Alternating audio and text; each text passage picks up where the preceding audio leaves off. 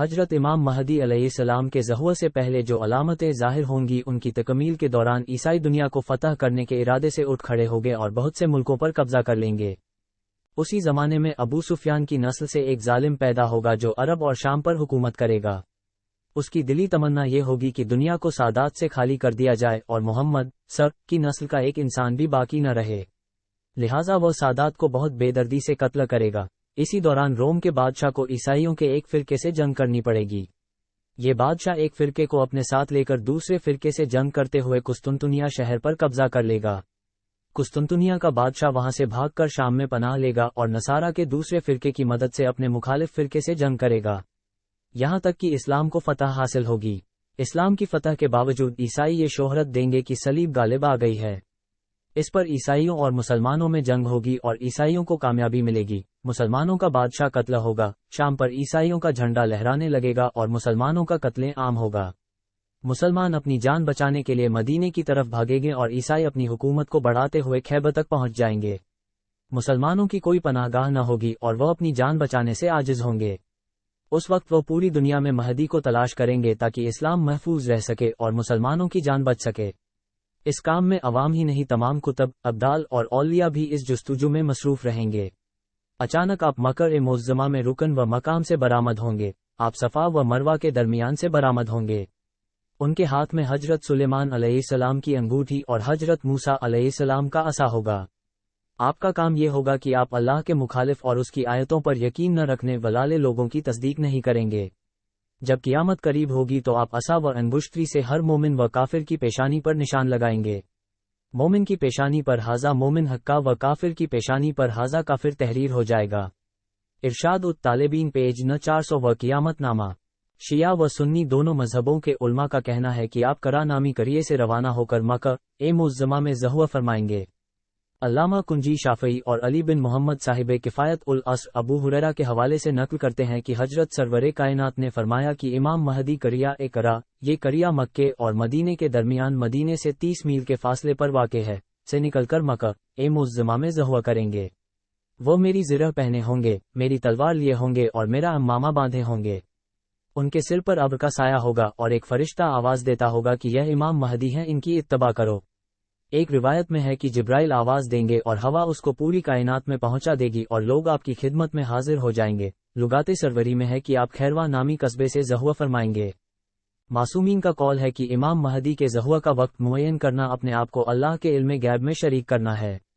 وہ مکے میں بے خبر ظہور کریں گے، ان کے سر پر زرد رنگ کا امامہ ہوگا، بدن پر رسول کی چادر اور پیرے میں انہی کے جوتے ہوں گے۔ وہ اپنے سامنے کچھ بھیڑیں رکھیں گے، کوئی انہیں پہچان نہ سکے گا اور وہ اسی طرح بغیر کسی دوست کے تنہا کھانا کعبہ میں آ جائیں گے۔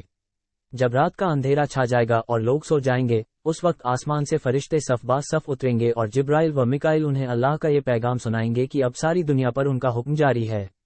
یہ پیغام سنتے ہی امام اللہ کا شکر ادا کریں گے اور رکن حجر اسود و مقام ابراہیم کے بیچ کھڑے ہو کر بلند آواز سے فرمائیں گے کہ اے وہ لوگو جو میرے مخصوصوں اور بزرگوں سے ہو، اور اے وہ لوگو جنہیں اللہ نے میرے ظہور سے پہلے ہی میری مدد کرنے کے لیے زمین پر جمع کیا ہے، آ جاؤ۔ آپ کی یہ آواز ان لوگوں کے کانوں تک پہنچیں گی چاہے وہ مشرق میں رہتے ہوں یا مغرب میں۔ وہ لوگ حضرت کی یہ آواز سنتے ہی پل بھر میں حضرت کے پاس جمع ہو جائیں گے۔ ان لوگوں کی تعداد 313 ہوگی اور یہ نقیب امام کہلائیں گے۔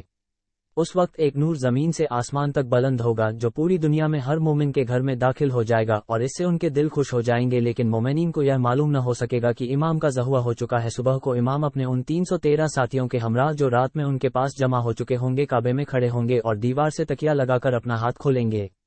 آپ کا یہ ہاتھ موسیٰ کے ید بیضا کی طرح ہوگا اور آپ فرمائیں گے کہ جو اس ہاتھ پر بیعت کرے گا ایسا ہے جیسے اس نے ید اللہ پر بیعت کی ہو۔ سب سے پہلے آپ کے ہاتھ پر جبرائیل بیعت کریں گے اور ان کے بعد دوسرے فرشتے بیعت کریں گے۔ فرشتوں کے بعد آپ کے 313 نقیب آپ کی بیعت کریں گے۔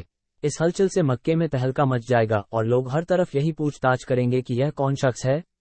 یہ تمام واقعات سورج نکلنے سے پہلے انجام پائیں گے۔ سورج نکلنے کے بعد سورج کے سامنے ایک منادی کرنے والا بلند آواز میں کہے گا کہ اے لوگو یہ مہدی آل محمد ہیں، ان کی بیعت کرو۔ اس آواز کو زمین و آسمان پر رہنے والے سبھی جاندار سنیں گے۔ اس آواز کے بعد فرشتے اور آپ کے 313 ساتھی اس کی تصدیق کریں گے۔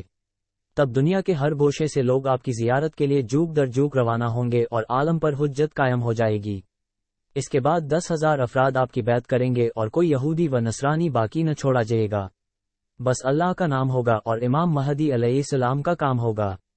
مخالفت کرنے والوں پر آسمان سے آگ برسے گی جو جلا کر راکھ کر دے گی۔ علامہ طبری کا کہنا ہے کہ آپ حضرت داؤد علیہ السلام کے اصول پر احکام جاری کریں گے، آپ کو گواہوں کی ضرورت نہ ہوگی، آپ ہر ایک کے عمل سے اللہ کے علم کے ذریعے واقف ہوں گے۔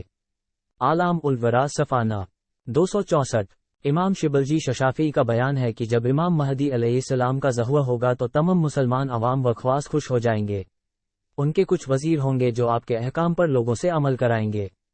نور الابصار صفانہ 153۔ علامہ حلبی کا کہنا ہے کہ اصحاب کہف آپ کے وزیر ہوں گے۔ سیرت حلبیہ ہمونی کا بیان ہے کہ آپ کے جسم کا سایہ نہ ہوگا۔